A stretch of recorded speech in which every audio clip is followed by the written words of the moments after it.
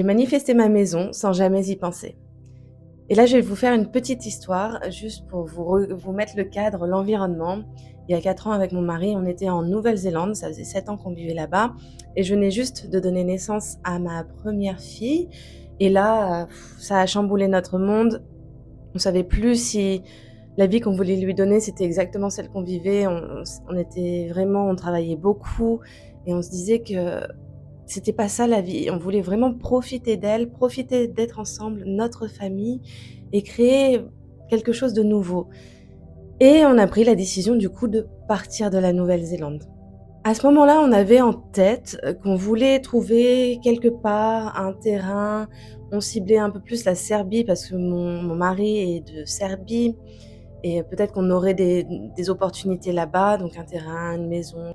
On voulait voir les opportunités, on savait même pas pourquoi on bougeait, ce qui se passait, c'est que j'allais vivre chez ma belle-mère et ensuite on verrait ce qui se passerait autour. La vie, métro, boulot, dodo, on voulait pas, on voulait plus de ça. C'était fini pour nous. Donc on a fait le pas. C'était assez compliqué, mais on a fait le pas. On est resté très longtemps chez ma belle-mère, mais l'histoire, c'est pas tellement ça. L'histoire, c'est que je faisais pas mal de visualisation et dans ma visualisation, je trouvais un endroit qui était entre la mer et la montagne, mais surtout, il y avait quelque chose qui était ancré en moi et j'en ai conscience maintenant en allant revisiter un peu mon état de l'époque, mais j'étais absolument certaine que là où on serait, on n'aurait pas de voisins. Ça serait vraiment pleine nature. Et je sais pas pourquoi, mais j'avais vraiment ça ancré en moi. Et c'est pas si facile de trouver quelque chose en pleine nature en fait. Même, je me souviens d'une copine qui avait trouvé une maison en Nouvelle-Zélande et recherchait avec son mari une maison. Et quand elle m'a dit où c'était en fait, il y avait du voisinage, enfin c'était le truc normal en fait. Et j'avais été choquée en fait, je me souviens. C'est bête, mais c'est parce que dans ma conscience, c'était vraiment, quand tu cherches une maison, c'est au milieu de nulle part, c'est dans la nature. Et donc j'avais ça ancré en moi, un sentiment de certitude calme. Et c'est vraiment ce dont parle Neville Goddard dans son principe de manifestation, d'incarner déjà le désir accompli, de vivre depuis le désir accompli. C'est donc ne pas penser au désir accompli, mais penser depuis le désir accompli, ce qui est vraiment différent. Penser depuis le désir accompli, c'est vraiment se voir dans le désir à travers nos yeux et adopter tout ce que notre futur nous fait déjà dans cette image du futur. Incarner déjà ce futur en nous, ce qui vient le refléter dans notre réalité. C'est comme ça qu'on s'aligne à cette ligne de temps, qu'on s'aligne à la ligne de temps de notre désir, de le vivre déjà intérieurement. Pour Neville Goddard, le plus important, c'est l'état intérieur. Qui es-tu en train d'incarner maintenant? Et on voit aussi une différence entre vouloir et savoir. Vouloir, quand on veut, il y a toujours cette énergie qu'il n'y a pas. Parce que quand on veut, on n'a pas quelque chose. Et donc, on n'incarne pas totalement cette personne du futur qui a. Il faut rentrer dans l'énergie du savoir. Et ce que j'avais à l'époque par rapport au fait qu'on n'aurait pas de voisins, c'était un savoir, c'était en moi. Et j'y pensais même pas, j'avais pas besoin de revenir dessus, c'était en moi, c'était sûr, c'était comme ça en fait. Mon esprit n'allait même pas entretenir d'autres pensées du fait que peut-être que c'est pas possible. Non, en fait, j'y pensais même pas. C'est maintenant que je m'en rends compte qu'en fait, j'étais totalement dans le désir accompli. C'était naturel, c'était comme ça. Parce que le fait est que quand on a quelque chose, c'est déjà acquis, on n'y pense pas. Vous ne pensez pas, quand vous avez déjà votre désir, vous y pensez pas, c'est naturel, c'est dans votre environnement, c'est à vous. Donc c'est en venir à incarner cet état. Ne pas vouloir, mais vraiment être. Et dans toutes les visualisations, être cette personne déjà. voir à travers ses yeux et vraiment utiliser les sens à ce moment-là pour s'incarner dans cette image pendant la visualisation. Pour Neville Goddard, l'imagination, c'est Dieu lui-même.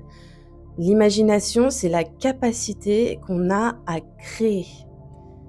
Tout se passe dans l'imagination, tout arrive dans l'imagination. Et donc visualiser, c'est vraiment se mettre déjà dans cette image acquise. Ça peut être, c'est une image simple, ça doit être une image assez simple qui montre symboliquement que vous y êtes arrivé, que le désir est déjà là. Ça peut être quelqu'un qui vous remercie, ça peut être quelqu'un qui vous dit «Ah bravo, tu y es arrivé». L'autre point tellement important que je pense que beaucoup de personnes ne comprennent pas, c'est le lâcher prise.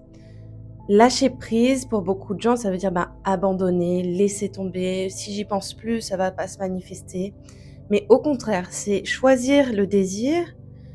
Choisir, déjà c'est un gros pas de choisir pour beaucoup de personnes. Choisir le désir, savoir que c'est accompli, c'est à vous. Baigner dans cet état le plus souvent possible, que ça devienne un état dominant. S'il y a des doutes autour, de temps en temps, c'est pas un problème et même vous pouvez comprendre que les doutes, c'est des mensonges qu'on se raconte, c'est des histoires. On peut totalement, les laisser être et comprendre que non, ça veut rien dire. Merci, je te vois, c'est OK, mais ça ne veut rien dire et surtout, c'est pas ce que je décide maintenant. Maintenant, je choisis de croire ça, je choisis de croire que je suis capable, je choisis de croire que c'est ma réalité, que j'y suis et c'est bon, c'est fait.